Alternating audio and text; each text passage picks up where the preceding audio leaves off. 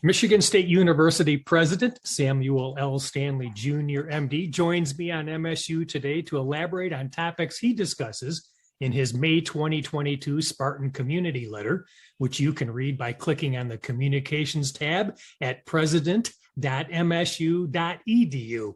Sir, thank you for joining me again. I always appreciate your willingness to share your insights on MSU Today. It's always a pleasure, Russ, always. So we recently brought a very successful academic year to a close this month with graduation ceremonies honoring 6,917 undergraduate degree earners and 2,684 advanced degree recipients. What struck you and will stay with you about this spring's ceremonies? It was wonderful, first of all, to be in person. We had the opportunity, because of low COVID transmission, to be without masks for people who didn't want a mask. And so that was great. So there was really a sense of being together that we haven't had, I think, in prior ceremonies. And so that made it very exciting. And the turnout was phenomenal, as you said. And of course, the number of graduates, it's probably near record numbers. So I think Steve Smith gave a remarkable speech where he talked about how much Michigan State University has meant to him, talked about obviously his relationship with his mother, the transitional gifts he's given to the university to help student athletes, but really said that for him, the competition, even though he played against people like Michael Jordan, was always with himself to do better, and reminded us that that's where the competition should be. It's not about beating others so much, it's about pushing yourself to be the best you can be. And I thought that was a great message for our graduates. I thought it was great too. He made the distinction between achievement and fulfillment, which was spot on. And in addition to celebrating our graduates' accomplishments, you helped honor outstanding faculty and academic staff this month at the annual All University Awards convocation, and support staff in the annual Jack Breslin Distinguished Staff and Ruth Jameson Above and Beyond Awards presentations. You always say MSU's people are the heart and soul of the university.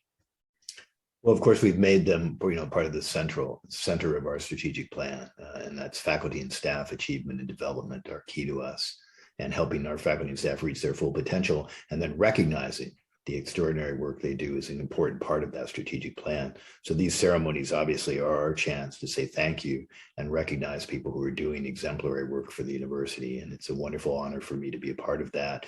The provost is a part of it as well, generally.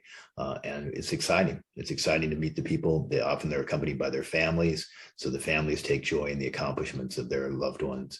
And it's just another set of great ceremonies. This is why I love the spring semester at Michigan State University, is the chance to do these kinds of things and acknowledge and recognize the key people who help make this university work.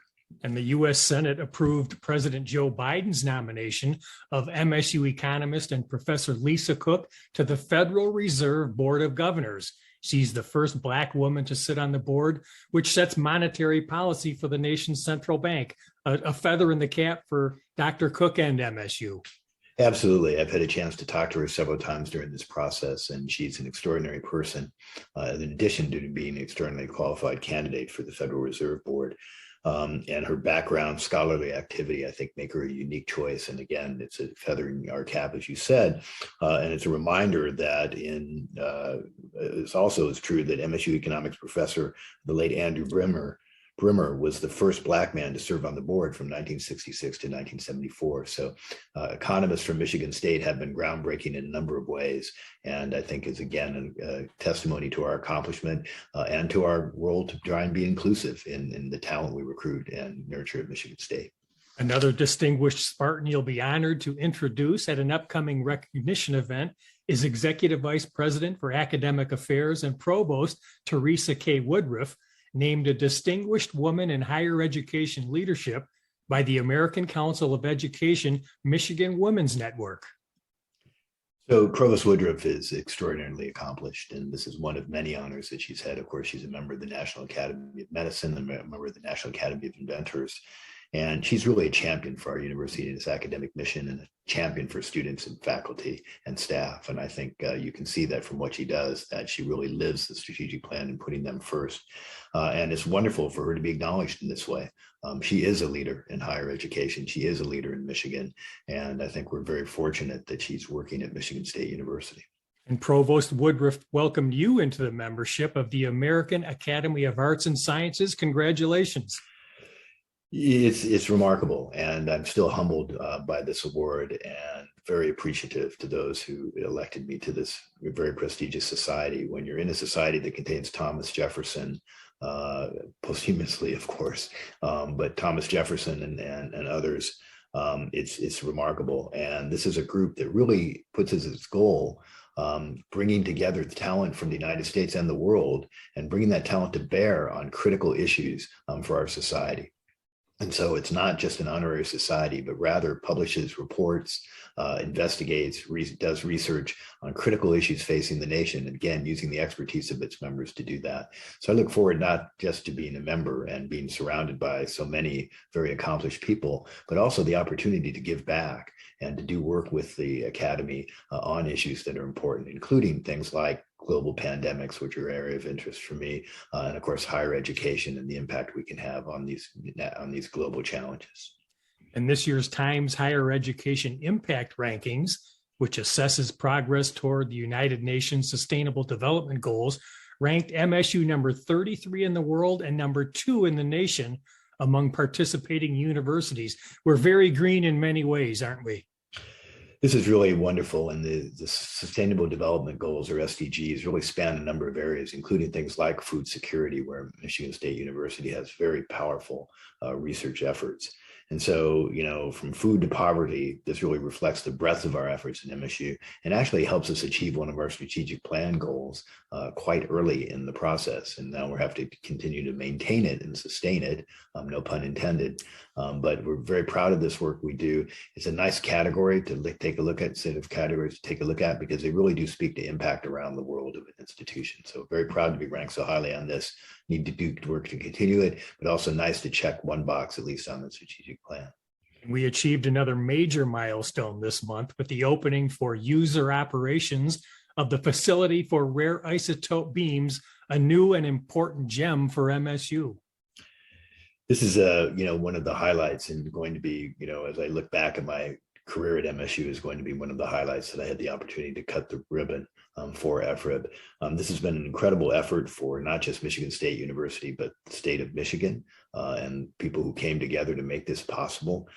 This event came 13 years after the Department of Energy Office of Science awarded the project MSU, and 8 years after we broke ground for a $730 million facility. So it's already had a significant economic impact from the jobs it created in Michigan, but it's going to have more going forward.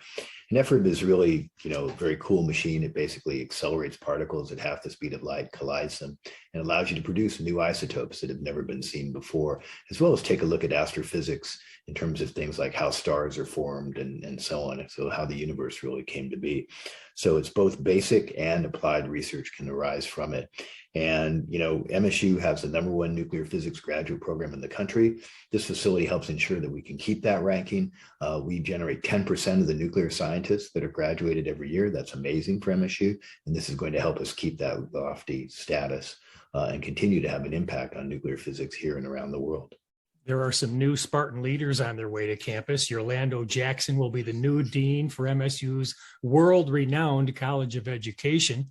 At Wharton Center, Eric Olmscheid has been selected to succeed Mike Brand as executive director. And Spartan Hockey has a new head coach in alumnus Adam Nightingale. Your thoughts on these additions to the MSU family?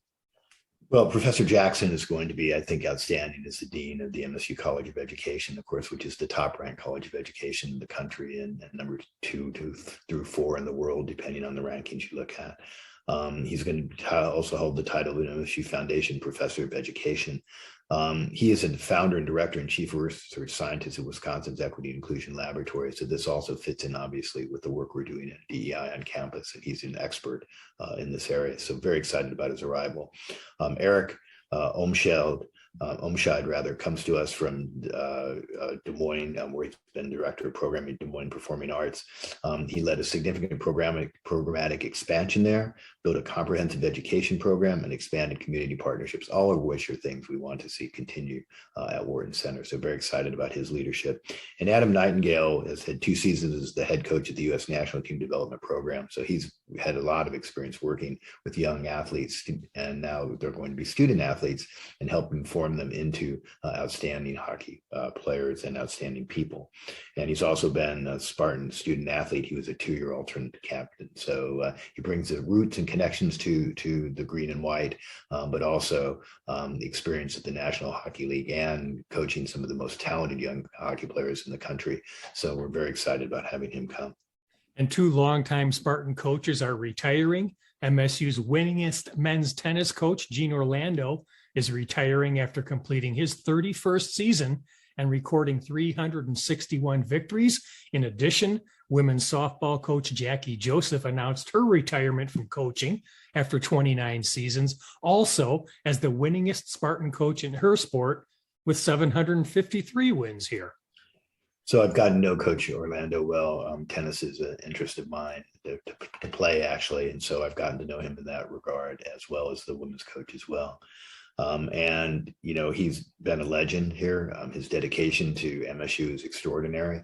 It's amazing to be at a place for that number of years and to have the kind of success he's had. So we obviously, everyone, including me, particularly wish him all the best as he goes forward. And then Jackie Joseph, also a legend, 29 seasons, as you said, the winningest coach here, and she's going to remain with the athletics department in an administrative role. And she's really been an advocate for women in sports. And I think that's the role she's going to play, is continue to push us to make sure that we're living up to the promise of Title IX and giving women every opportunity to succeed and student athletes to succeed in women's sports. And I know you're monitoring the state appropriations situation, sir. Since 1985, state support has fallen from 58% to just 20% of MSU's general operating budget, shifting financial burden to students and families. What are you watching for throughout this year's process, and what is the Spartan Advocate Program? So we're really working to try and get some at least modest increases in funding, as we've talked about. And so we would like to see that go to our base funding, or certainly we'll take some one-time money as that's available as well, but we're really interested in increasing the base funding going forward.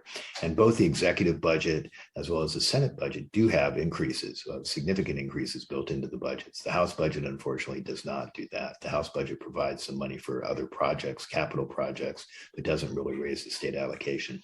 So we really are hoping that something comes out of from the executive recommendations or from the Senate recommendations, that we get close to that kind of number. That would make a huge difference for us, not just now, but in the future, obviously, in the sense that it's added to base budget. And, higher education is so critical for Michigan's future, and particularly our competitiveness. And we have a Spartan Advocate program in the Office of Government Relations that allows people to get engaged, to find ways to reach out to your elected officials, to tell them how important Michigan State is, how much it's meant to you or your families and the lives you lead.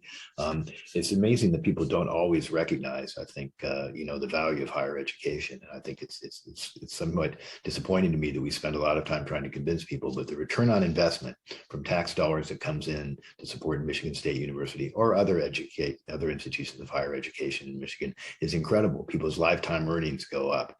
People's health improves with a college degree. It really makes a difference in so many facets of people's lives. So I encourage people to consider joining the Advocate program. We need all the help we can get here, and your voices often are heard more loudly than mine. People see me as advocating for the institution. It's part of my job as they see it. But when you do it, it's not your vocation, but rather what you care about. And I think that's very important to elected officials. And any final thoughts, sir, as we head into the summer? What will you be thinking about as fall isn't too far behind? Well, I've told I've told students, and I've told certainly faculty and staff, to find time for yourselves this summer. Those of us who've gone through the past few years, and all of us have, know the kind of stresses that people have been under in so many different jobs, so many different areas that we all have encountered.